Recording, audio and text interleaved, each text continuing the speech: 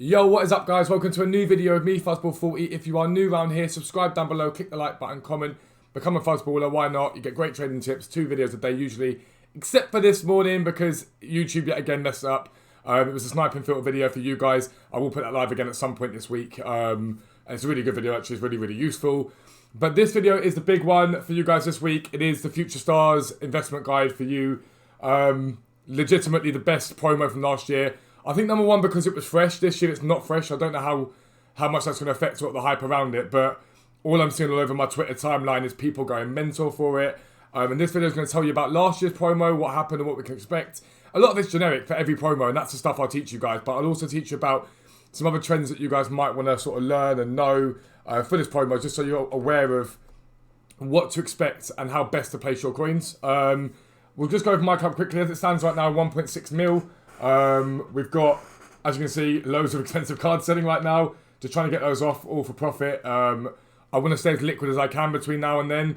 We'll still be investing in silvers like I always do. I always make bank from the silver, so that's not a problem.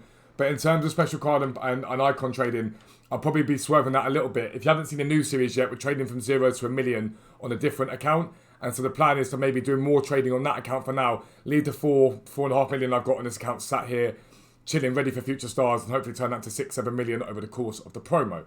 But let's get into what it was from last year. So this is last year's Future Stars team, okay? The one thing to note about Future Stars last year was the massive boost that some of these players got. So Vinicius Jr. was like the star man along with Delict. That card was absolute filth. I think it was about 1.3, 1.4 million when it came out. Huge pace, huge dribbling, great shooting, good passing, good physical. You had Sancho in there, which was an amazingly good card. Arthur, which was, he sat at good like 600-700k for the whole year, up until Team of the Year. He sort of dropped off a little bit towards Team of the Season, sorry. Havertz, everyone loves Havertz, honestly. Alexander-Arnold, Crucial, I can go on all day long, but this was the team, basically. This side a little bit more meh, but they're all massively usable cards. And essentially, the whole point of we'll go to the FAQ, so you guys get an idea of the players who are likely to get in there in terms of what they require. So it's like breakthrough prospects who are 23 years or younger, shown the highest potential, not yet become established global stars. The ratings are determined by the FIFA database. Ignore that. The ratings are going to be the ratings. Do I think EA cared too much about doing that? Not really. The fan vote for it was Alan Saint-Maximin that got one. Was the one who got as a nominee. Was massively overpriced as an SBC. I wouldn't worry too much about that. But if it's a good card, EA have to sort of keep up with the power curve this year. So I think the boost on these cards could be even bigger this year. And I also think that there's a good amount of potential. That although the boosts aren't... boost for everyone won't be big, but I think there's a level to get towards sort of endgame, a lot of endgame players that will be able to be used to the end of the game right now because they've got to keep up the power curve. But what do we expect with things like team for the promos? That's the first thing you need to think about, right? So you get a daily pack SBC. All those that watch my stream know we make bank out of that every day. So long as you invest in the right way, you can make bank. Lots of silver release will come into the market, which means all of us that invest in silver cards can make bank in that too. But other things that we saw last year are really important for you guys to know. So going back to desktop again. This was last year's Team of the Year. Now, you might be sitting there thinking, why the hell are you talking about Team of the Year with Future Stars? Future Stars sort of surprised everyone last year because we didn't see it coming. And because of that, the market reacted a certain way when the players came out. Because a lot of the players were relatively endgame. Now, they weren't Team of the Year level, but a lot of people probably sitting there thinking, well, why would I have a card that cost me 5 million if I can get one that's similar once I give it a boost? That means that he's going to get to a similar level to that for a quarter of the price. And I'll show you what happened last year with the players. This is Cristiano Ronaldo, right? So he on the 14th of January, he was at 7.4 million. We move in towards Future Stars, and Future Stars hit, and he started to come down quite a bit. So from his 7.4, I believe pretty much 7.5 million there, he comes down as far as 6.6. Nearly a million coins off of him, not less than a week later. So that's exactly a week later. Exactly a week later, he's a million coins cheaper pretty much. Well, back 700k, 800k, 800k. Saw a little climb, then saw a drop off back again, so literally a million short by the end of sort of Future Stars, and as we moved on, he then did see a little rise back up again, back up to 6.8 million.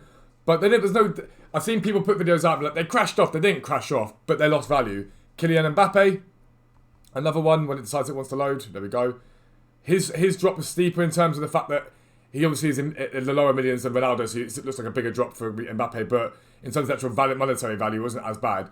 But he started off at 4.02 million, so 4 million basically. And then from Future Stars and into it, he drops down to 3.4, 3.406, I think is his lowest point he gets down to. So he goes from basically 4 million to 3.4. That's 600k off these team of the years. Kevin De Bruyne was the next one. If you look at him, 2.597 million, and he steadily came down and down and down and down and down to 2.1, 2.16 there. And again, he never really recovered into anything more than sort of 2 million, give or take, once Future Stars had ended and the market had settled down. Now, these are 400, 500, 600k drops plus, right? So now, if we look at this year, though, people knew that Future Stars was going to come. What EA did this year is they swapped headliners around with Future Stars. Now, I think one of those reasons was to stabilise the market, keep people on their toes. But Frankie de Jong, I bought this guy, I remember, for 1.6 mil was what I paid for the guy. What's it doing that for? There we go, 1.6.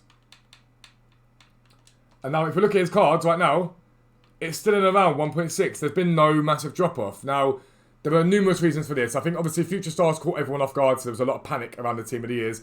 A lot of them went. People didn't know what to expect, so a lot of them went down in price. And that's probably part of the reason why. I also think part of the problem with this year is a lot more coins in the game, again, even more so than last year. The power curve's a lot higher, so I just think that people are a bit more wary of not panicking off as much and sort of seeing what's going to happen with this promo. I think the surprise element last year was what saw that crash. I don't think we'll see the same crash this year, but I would monitor the team of the year market. If you're sat on a De Jong, a Kante, any of them realistically, if you are sat on one of them, I would just monitor. And if you see a steady drop-off, I think about selling. Now, I think, in my opinion, that potentially they come down and go back up again. If they do come down, if the Future Stars isn't as we think it's going to be and as lit as we think it's going to be. But just be mindful of that because it's important for you to know. Something else that happened during Future Stars last year, I'm not going to get graphs up for every single player in the world, don't get me wrong. But we did see, it's not a market crash. And again, people like to over-embellish stuff and say market crash. Apologies if you can hear the dogs in the background, but it wasn't a market crash, but the market dropped off. And we are due a drop-off right now. We really are due. The market's too high. A lot of players are too high. There's too many players that are high rating. And I do think that we're going to see some sort of drop-off. However, we're also due that mid-icon SBC. It's in the code. EA haven't dropped it yet. There's a chance EA drop that during this promo to build even more hype around the promo, which means fodder will probably climb. Or not probably, fodder will climb. How best to invest in that? From my experience, Black Friday, those sort of promos, you'll see fodder drop off during the lightning round and climb afterwards.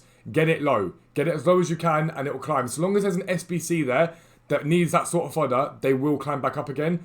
So fodder's always a really, really good play for Future Stars without a doubt.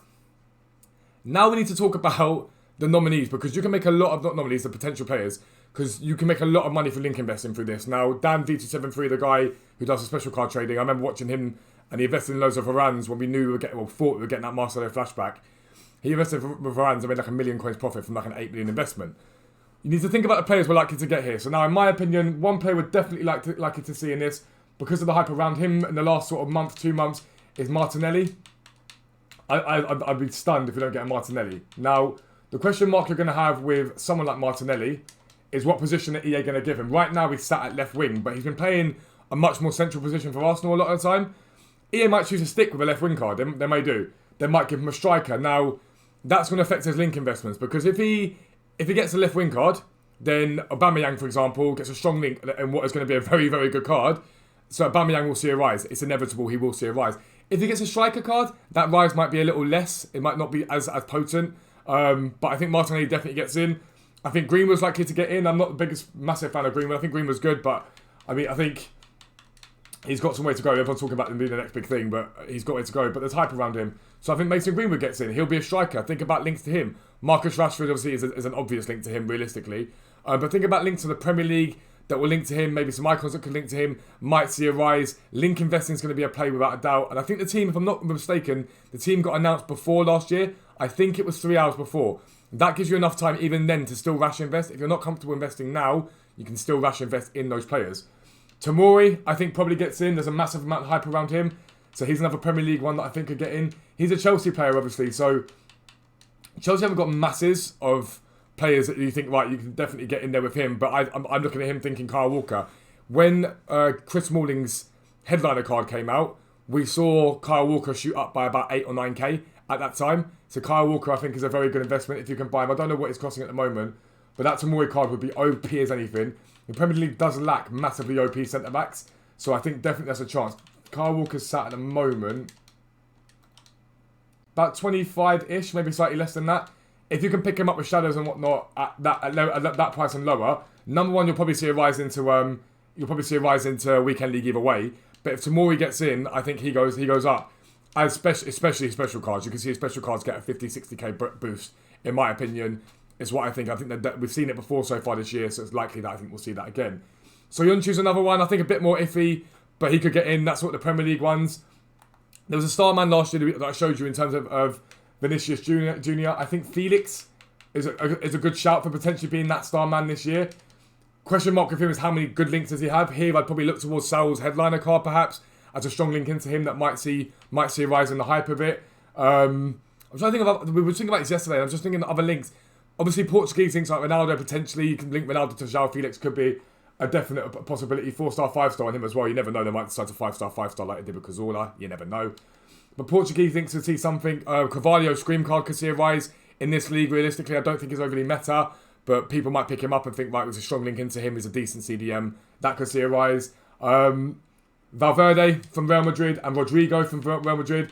I think Rodrigo's almost a shoo-in to get in the same way that Vinicius Junior was last year. Where's Rodrigo? It's with a Y, isn't it? Pretty sure it's with a Y. This card. I think this card probably gets in. I don't see why it doesn't get in. Again, it'll be OP as anything. It'll have great pace, dribbling and shooting. It'll just be, again, another sort of cash cow. EA will treat this probably like a cash cow. I can't stress that enough to you, so just trade. Don't spend FIFA points, whatever you do. Rodrigo probably gets in. I think Valverde is a shout. I don't know about two players in the same team, but one of these two is probably going to get in.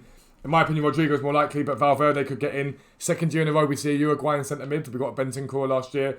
Is a shout. I've seen Haaland battered about, right? And there's a definite chance. The reason why I think Haaland's got a chance is he didn't get a headliner. If I'm right, I don't think he did. No, he didn't. He didn't get a headliner. Am I being weird here? No, he didn't get a headliner. I know he didn't. I don't know why I doubted that. I think Haaland has a chance of getting in. He didn't get a headliner. There's probably a reason for that.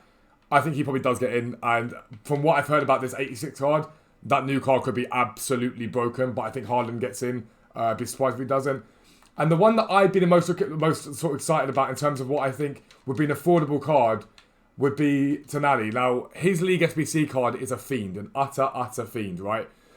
And so for me, when I look at the cards that I think are affordable and could see a big rise in the market, Tonali is one of that. You could definitely see Romagnoli's Scream card boost up if he gets one, because it's a strong link into him. It is a relatively affordable card. It's a meta OP centre-back. I don't know what it's selling for at the moment. Like, look, people are already preempting it. He's at 78. He's usually about 70k, give or take. If you can pick him up for 73, 74, I'd be picking him up. Because that Romagnoli card will link to Tonali, strong link to him. And again, that Tonali card would be an absolute beast. There are loads more cards. People have been talking about Ansu Fati. Even myself, I did. Tradiac, the guy that I gave you guys his guide for winter upgrades, made a very good point last night and said, well, Fati's not in the game right now. But we saw Ibra come into the game yesterday, his AC Milan card. There's nothing to stop EA putting Fati into the game. If Fati comes into this game, he will get a card 100% for future stars. So link investing, think about link investing to these players where you can make coins with the ones that have potential to get in. There's always a risk involved in that, but I just think there are certain ones that seem very, very likely. For me, Martinelli's, I think, almost a shoo-in. Greenwood, almost a shoo-in. Tomori or Soyuncu, one of those from the Premier League, but I put my weight on Tomori because he's going to be meta and I'm going to sell more packs at EA. Haaland is likely. I think Felix is very, very likely. Rodrigo, I think, is very likely. Tonali is very likely. But there are loads. What you need to be looking at is all the players that are just, there's hype around them. There's stuff that's built up around them. Tradiac yesterday suggested that, is it Theo Hernandez? Yeah, the left back from Syria. He could be in there. If you got Tonali and him, that Syria could see a massive boost. But they're the sort of players you need to be looking at. Now, in terms of trading, like I said, you want to look at the packs and stuff like that. But you also want to trade in the hype. When you buy these players, sell them in the hype. So, for example, if right now you go out and buy Walkers, don't wait for the team to get released. If Walker steadily climbs as the week goes on and more people build hype on about it, sell in the profit. Sell, make your profit there, and then with it is how you make your bank. Other things to note is that they're team of the year. So, for example, team of the week, sorry. If Haaland gets a Future Stars card, the team of the weeks, when I looked at it earlier on, the team weeks last year stayed relatively stable. There was a drop in some and a climb in some of them. It's difficult to predict. But what I would suggest to you, without a doubt, is if your player starts, if your team of the week you've got starts to drop off, sell. Sell when he drops off, and then hopefully you'll be able to buy at the lower point and whatnot. There's always a risk again if he goes up in price, but I do think that the people that use the Future Stars, there's twofold. if you use a future star and you like him but can't afford that card, you may then turn around and go, right, I'm going to go and buy his inform. But there's also the other opportunity that if you've got his inform and you know it's really good, you sell it off, and there's that. One thing we're seeing right now is a huge amount of panic in icons, not just because of future stars, but also because of the mid-icon SBC. I would steer clear of buying icons. Overmars at 334 is dirt cheap. I've been trying to sell mine for a few days. It's not going. I'm probably going to make a loss on my Overmars. 334 for him. I'm tempted to buy him and use him at that price, but I would be mindful of investing in special cards and icons at the moment just because I think there's a risk. There's a massive risk that they plummet even more, especially if the mid-icon comes out. But summing it up, I would look at pack SBC like I always tell you guys. Fodder I would look at for the mid-icon. That will go down in lightning rounds. And massively, without a doubt, link investing is the best play here. Think about the people you're getting. Look at the themes from the community. The people that keep saying the same sort of players that are likely to be in there, they're probably going to be in there. And the moment that team's released, you can still rush link invest then and make some profit. But link investing for me is the big play for future stars.